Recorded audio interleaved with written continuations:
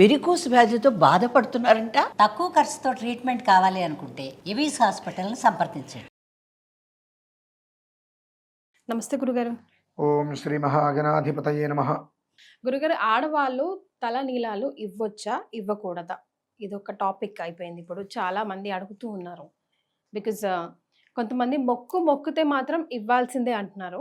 అసలు మొక్కకూడదు, శాస్త్రంలో లేదు ఆడవాళ్ళు తల నీలాలు ఇవ్వకూడదు అని మరికొందరు అంటున్నారు. అందులో మొదటి వన్ నేనే.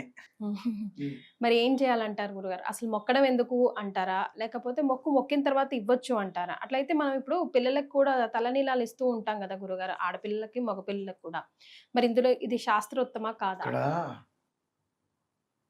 ముందు పిల్లల గురించి మాట్లాడదాం, తర్వాత పెద్దల గురించి మాట్లాడదాం. చాలా మంది ఒక మొదటి సంవత్సరం పూర్తి కాకముందే సంవత్సరం లోపే తలనీలాలు ఇవ్వాలి అని చెప్పి ఏ బుద్ధి లేని అడ్డగాడిద పెట్టాడు ఈ విధానం తెలీదు, ప్రమాణంలో ఎక్కడా లేదు. అవునా గురుగారు? తృతీయే వత్సరే చౌలం ఉత్తరాయణే శుక్లపక్షే శుభార్థేతు కృత్వా అభ్యుదయకం తతః. ఇది వేల సంవత్సరాల నుంచి ఉన్నటువంటి గ్రంథం. మంత్రం ఎక్కడ అక్షరం మారదు. అప్పటి నుంచి ఇప్పటి వరకు మంత్రం ఒకటే వస్తుంది. దాని ఉద్దేశం గురుగారు? తృతీయే వత్సరే చౌలం, 3వ సంవత్సరం వచ్చిన తర్వాతే పిల్లలకి మొట్టమొదటిసారి కేశవపనం చేయాలి. ఆ కేశవపనం చేసేటప్పుడు చెవులు కూడా కుట్టించాలి. అది కూడా ఉత్తరాయణంలో శుక్లపక్షంలో శుభాన్ని అర్థించి ఈ ఒక క్రతువు చేయాలి. అది విధానం. కానీ మనం సంవత్సరం లోపే వెళ్ళి కొండ మీద ఇచ్చేస్తున్నాం. అది ఎంత మహాదోషమో ఎవరికి తెలియదు, అనుభవించేవాడికి తెలుస్తుంది. ఏ ప్రమాణంలో కూడా సంవత్సరంలోపు కొండ మీదకి వెళ్ళి కేశవపనం చెయ్యాలి, పిల్లవాళ్ళకి మొక్కు తీర్చాలనేటువంటిది లేదు. First of all. 2, మొక్కు అనేటువంటిది మైలు ఇవ్వకూడదుగా. ఫస్ట్ ఎప్పుడైతే పిల్లవాడు జన్మించినప్పుడు కేశాలు ఉంటాయో ఆ కేశాలని కొన్ని మంత్రాలతో తీస్తారు. 3వ సంవత్సరం వచ్చినప్పుడు ఎద్దు పేడ దగ్గర పెట్టుకొని కింద పీట ధాన్యం, దాని మీద ఒక టవల్ వేసి దాని మీద కూర్చోబెట్టి కొన్ని మంత్రాలతో చేయాలి. దాన్ని సంస్కరణ అంటారు. దాన్ని ఆ సంస్కారం చేసిన తర్వాత మరలా 2వసారి నువ్వు తిరుపతిలో ఇచ్చుకో, లేదంటే కనుక అమెరికా వెళ్ళి ఇచ్చుకో, అది నీ ఇష్టం. ఓకే. కానీ ఫస్ట్ది మాత్రం అలా ఇవ్వకూడదమ్మా. అది మనం తెలుసుకోవాలి. మేనమామ మీద కూర్చొని ఇవ్వాలని లేదు, అసలంటూ చేస్తే తండ్రి ఇలాంటి క్రతువులన్నీ చేయాలి అని అంటుంటారు కదా గురుగారు. ఈ మేనమామలు కానీ ఇవన్నీ ఎందుకు చెయ్యనంటే ఈ తగాదాలు వచ్చి ఒకళ్ళ మొహాలు ఒకళ్ళు చూసుకోకుండా వెళ్ళిపోతూ ఉంటారు. ఆ వెళ్ళిపోకుండా చూసుకోకుండా తగాదాలు లేకుండా కనీసం కలిసి ఉండాలి అని అంటే మేనమామే చెయ్యాలి అనేటువంటి కొన్ని కనుక పెడితే, ఆ కారణం చేతనైనా చేయకపోతే అది ఇబ్బంది అనేటువంటిది పెడితే, నాకు మేనల్లుడికి చేయకపోతే నాకు ఏదైనా ఇబ్బంది వస్తుందేమోనో భయం చేత అయినా సరే ఆ కడుతూ వాళ్ళు వచ్చి చేస్తారు. బంధాలు దగ్గర అవుతాయి, బలపడతాయి అని ప్రధాన విషయం. కానీ వైదిక వ్యవస్థ ఎక్కడా రాలేదమ్మా. కాబట్టి మొదటిది పిల్లలకి 3వ సంవత్సరం వరకు కేశవపనం చేయకూడదు. ఆ కేశవపనం చేసిన మొదటిసారి ఇంటి దగ్గరే దానికి ఒక ప్రక్రియ ఉంటుంది, దాని విధానాన్ని అనుసరించి చేసుకోవాలి. 2వసారి ఇక నీ ఇష్టం, నువ్వు ఎక్కడ నేర్చుకో. ఓకే. మొక్కు అనేటువంటి మొదటిసారి నువ్వు ఏ దేవాలయంలో ఇవ్వడానికి అర్హతలు నీకు లేవు, అది ప్రధానంగా తెలుసుకో. ఓకే. చాలా మంది నేను చూస్తున్నానమ్మా, తిరుపతి తిరుపతి తిరుమల తిరుమల అనుకుంటూ మనకు ధర్మం ఏదైతే చెప్పబడిందో ఆ ధర్మాన్ని పక్కన పెట్టేసేసి ఏదో ఇస్తే ఏదో దక్కుతుంది అని చెప్పి ధర్మాన్ని మొత్తం స్వామివారి పేరు చెప్పుకొని భ్రష్టత్వం చెందిస్తున్నారమ్మా. అది బాధ. స్వామివారికి నిలబడ్డారు, కొండ మీద ఎంతో మంది ఉన్నారు, వారు ఇది తప్పు, ఇది ధర్మం కాదు అని చెప్పట్లేదు. ఒకవేళ చెప్పినా వినేవాళ్ళు ఉన్నారా?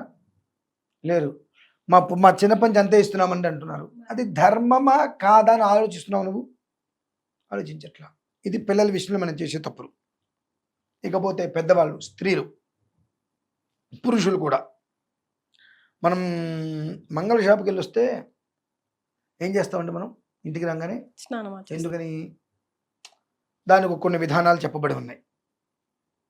నాకు అనిపిస్తుంది ఎందుకంటే మొన్న ఏదో ఒక విషయం మీద ఒక ఇల్లు చూసి రావడం కోసం అని చెప్పి వాళ్ళ ఇంట్లో వాస్తున్నా ఏదో సంథింగ్ చూద్దామని చెప్పి ఇంటికి వెళ్ళా. వాళ్ళు ఏదో గుడ్లు దేవుడి గుట్లో అంత మూట కట్టి పెట్టారు. ఏంటమ్మా అదేనన్నా, నేను తిరుపతి మొక్కుకున్నానండి, కుదరలేదని 3 కత్తిరలు వేసి ఆ వెంట్రుకల్ని మూట కట్టి పెట్టానండి అన్న. వెంటనే ఆ ఇల్లు వదిలి ఇంటికి వచ్చి తలస్నానం చేశానండి. అది మైల. జాత అశౌచులు, మృత అశౌచులు, ఇవి కొన్ని అశౌచాలు ఉంటాయి. ఆ కట్ చేసి ఉంటే వెంట్రుకలు తీసుకొచ్చిన దేవుడి గుట్లో పెట్టుకున్నావు. అది ఇంట్లో ఉంటే నువ్వు భోజనం చేయడానికి నీకు అర్హత లేదు. అసలు కట్ చేసుకోమని చెప్పిన ఏ శాస్త్ర ప్రమాణం ఉంది? ఎక్కడా కూడా స్త్రీకి వపన సంస్కారం లేదండి. భర్త బ్రతికుండగా స్త్రీకి కొండ మీదకి వెళ్ళి నేను గుండు చేయించుకుంటాను అనేటువంటి నాకు మొక్కు ఉంది కాబట్టి నేను చేయించుకున్నాను అనే అర్హత లేదు.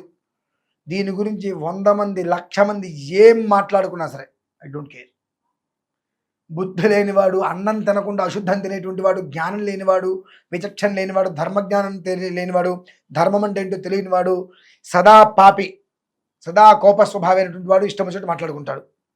నేను చెప్పే మాటల గురించి, ప్రజెంట్ ఈ విషయం గురించి విషయ పరిజ్ఞానం ఉండి ధర్మతత్వం గురించి ఆలోచించేవాడైతే నిజమే కదా, భర్త చనిపోయిన తర్వాత 10వ రోజు కదా కేశవపనం చేయించేది.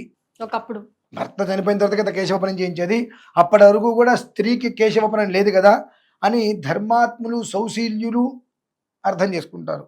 అది కాని విధవలందరూ కూడా వాళ్ళు ఎన్ని అనుకున్నా, వాడు ఏమనుకుంటే నాకెందుకు, వాడికి తెలియదు, చెప్పిన అర్థం చేసుకునేటువంటి స్థితిలో వాడు లేడు. ఎవడేమనుకున్నా నేను పట్టించుకోవాల్సిన అవసరం దానికి లేదమ్మా. కాకపోతే తెలిసి చెప్పకపోవటం నా తప్పు కూడా అవుతుంది. నువ్వు ఆచరిస్తావా ఆచరించవా నీ కర్మ. చెప్పకపోవటం నా తప్పు అవుతుంది. అడిగినప్పుడు చెబితే ఏమన్నా తిడతారేమో, నన్ను ట్రోల్ చేస్తారేమో అని చెప్పలేదనుకోండి, ఆ పాపం మొత్తం కూడా నేను అనుభవించాలి. నీ కర్మ నేను ఎందుకు అనుభవించాలి? కనుక స్త్రీకి ఎప్పుడూ కూడా కేశవపనానికి అర్హత లేవండి. క్లియర్. ఓకే. పురుషుడికి కూడా నేను 3 కత్తిరలు ఇక్కడ ఇచ్చుకొని దాచుకొని ఎప్పుడో వెళ్తా అంటే మహాపాపం. నువ్వు అనుకున్నావా? స్వామివారికి నేను మొక్కుకున్నా, నేనేదో నా మొక్కు తీరితే నేను మొత్తం కేశవపనం చేయించుకుంటా అన్నావు కదా, నువ్వు చేయాల్సిన మొట్టమొదటి పని, నువ్వు వేరే అయితే మొక్కుకుంటావు, మొక్కుకునే రోజే మొత్తం గడ్డమోను గుండు చేయించేసుకోవాలి. మొత్తం చేయించుకొని నువ్వు ఇద్దామనుకునే రోజు షేవింగ్ కూడా చేసుకోకూడదు, మరి గడ్డం కూడా చేసుకోకూడదు, మొత్తం పెంచుకొని అక్కడ తీసుకెళ్ళి చేయాలి. ఇందులో ఇంకొక విషయం, చాలామంది పిల్లలు పుట్టిన తర్వాత వీళ్ళు 7 నెలల నుంచి జుట్టు గడ్డం పెంచుకుంటారు, అది తీసుకెళ్ళి అక్కడ ఇస్తారు. మహాపాపం. మనకు పాపాలు ఎక్కడి నుంచో రావమ్మా. 10 మందిని చంపుతేనో 10 మందిని మోసం చేస్తేనో పాపాలు రావు. ఆ పాపాలు ఇంతింతవే. కానీ ఇటువంటివి ధర్మద్రోహాలు ఇవన్నీ భగవంతుడు పేరు చెప్పుకొని నేను చేయకపోతే భగవంతుడు శపిస్తాడనేటువంటి ఉద్దేశంతో ఆయన మీద ఒక రకమైనటువంటి భయంతో చేసి ఇటువంటి పనులన్నీ కూడా మామూలుగా ఉండేటువంటి ఆవగింజ దోషానికి ఇది గుమ్మడికాయ దోషాన్ని ఎత్తి మీద పెట్టుకుంటున్నారు. ఖచ్చితంగా అమ్మ, ఎవ్వరు ఏమనుకున్నా సరే విషయం తెలియాలి. నిజమా అబద్ధమా తిరగమనండి. నిర్ణయ సింధు, ధర్మ సింధు, కాలామృతం మీద చాలా గ్రంథాలు ఉన్నాయి, తిరగేమనండి. ఎక్కడైనా సరే స్త్రీకి కేశవపనం తిరుమలలో ఉంది అని ఉంటే నాకు చూపించమనండి. Right. So gun shot very clear.